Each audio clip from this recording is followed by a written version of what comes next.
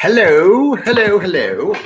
Hello, people. It's looking like we're live, which means it's the first one of these live streams, 5:30 Wednesday afternoon, where I try and give you some of my knowledge, which is probably neither use nor ornament to some of you, but there might be something in there that's of use.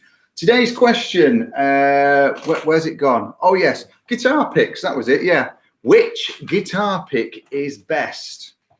And again, great question this, so thanks for that. But what we need to touch on is why we have various differences in guitar pick and what it's all about, really.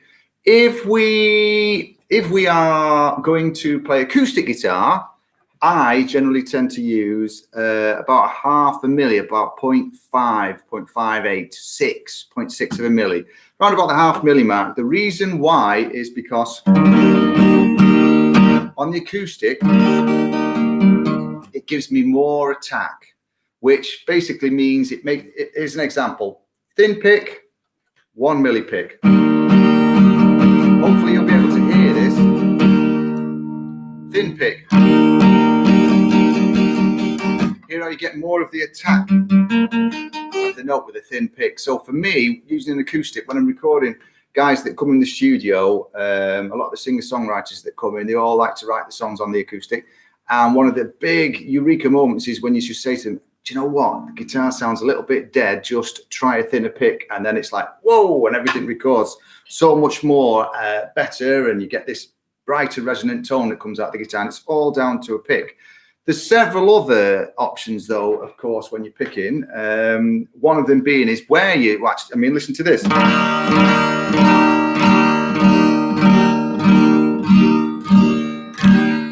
So you've got a massive amount of variance in tonality. So a lot of tone is created by the guitar player themselves. It's a combination of strings, instrument, where the mics are put if they're being mic'd in the studio, and of course, what sort of pick. So for me, acoustic guitar, I always use a thin pick. I just think it adds an extra dimension when you're recording. And if I was performing again, I would probably be using thin picks on stage on the acoustic stuff as well. Bass guitar for me, because yes, I do dabble with the bass. Oh yeah, there was a bit of bass. Pick again is about 1 milli that I prefer. And these are all open to your own interpretation. You know, personal preference picks are. And as you'll see on the next one that I'm going to show you, which I use when I'm using the electric. So and I've been playing a little bit of bass on a couple of tracks this afternoon. So out comes the 1 milli pick, which I find just gives me that extra little bit of stability, that bit of stiffness. Oh, you need a little bit of stiffness when you've got your bass out, trust me.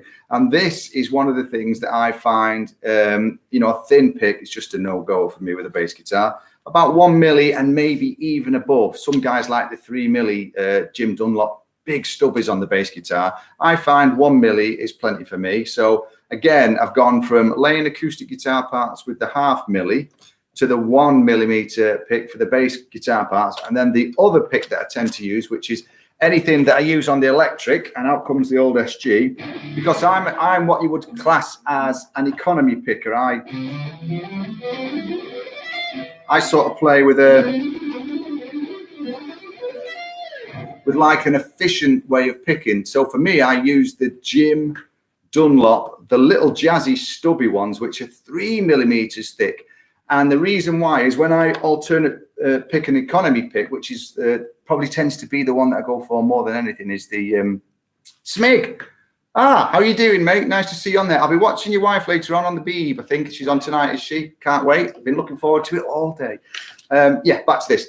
If I'm picking, which, like I say, I'm a majority of the stuff that I play lead-wise, I favour the economy pick, just purely because I'm lazy and I find it a little bit easier, which basically it would be a 3-note per string pattern, which would, and then let my pick fall onto the next string, and so on.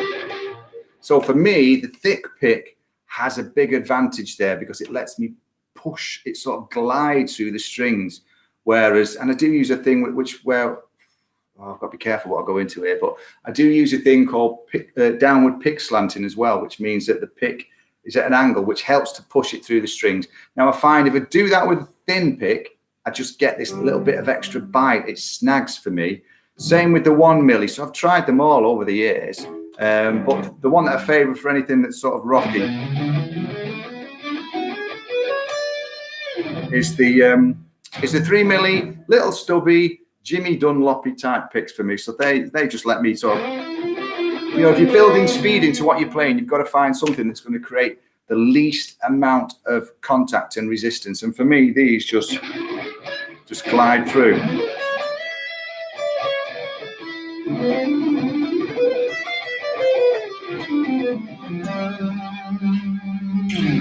So that's why I have variances in different pick sizes for different jobs, really. Suppose it's the same as this. If you want to play electric guitar, you get an electric guitar that suits you, whether it's a Strat, Telecaster, Les Paul. You buy one of those or an SG.